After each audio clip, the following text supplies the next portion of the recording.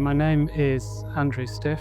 I'm a senior lecturer in design studies and I teach capstone 1 in the third year of design studies and supervise PhD candidates. When I look out my window, there are all the obvious things that I see, but my interest lies very much more in a sensory, atmospheric understanding of these spaces. So I would look less at the objects and the things and more about the interactions and the relationships between this kind of nature environment and the communities, but also see the built environment as a living entity, as an entity that speaks to us, that has a history, it has a culture, it has a conversation. The city itself is a living organism. My project is very focused. It's focused on this canal here, this stretch of the canal here. How community engages with water, the situation with the water, the canal water, the pollution, etc., etc.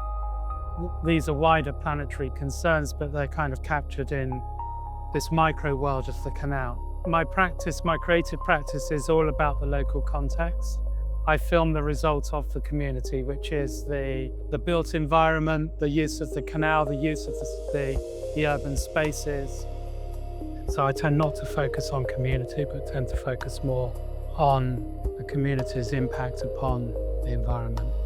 All around the canal, you've got this kind of very busy, very complex social arrangement of traffic, community behavior, practices, etc. You've got the boats, shipping going up and down the canal.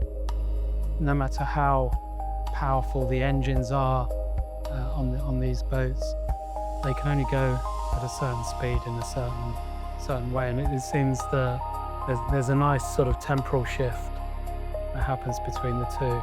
So that kind of relationship really fascinates me, between this natural environment, which I think for me the canal is it reminds me a lot of the communities and the population of Saigon. It runs at its own pace. It's very forgiving. It always feels quite a happy place, even though there are issues with pollution and the way perhaps it's going to be developed and changed. But it seems quite a happy place. It seems like a smiley place. So I think probably the most obvious thing is that this canal, like all of the waterways in Saigon, is tidal. So therefore, it's kind of dependent upon systems which are global systems. So the global tidal system, the pull of the moon. So when we have a full moon, we have a very high tide. That puts the city and this environment at risk of those increasingly larger and higher tides. But yeah, I think it's that the tidal nature of it is the thing that for me ties it into a planetary. The work that I make, both on this canal project and on other projects that I'm involved with, I focus very much on the everyday nature of the city. I'm interested in the everyday as a heritage, as a cultural heritage that's extremely valuable, but it's extremely fragile as well. So the everyday is something that tends to get lost. It's easily pulled apart, it's easily destroyed.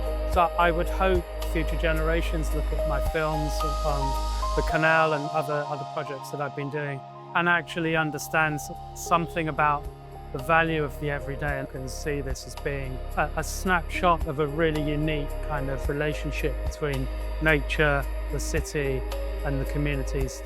And I hope that the cultural strengths of the everyday still exist in the future. I would hope whatever language the canal speaks, that it can speak of resilience and adaptability. If I was whisper anything to the canal is just keep doing what you're doing and we will make it better.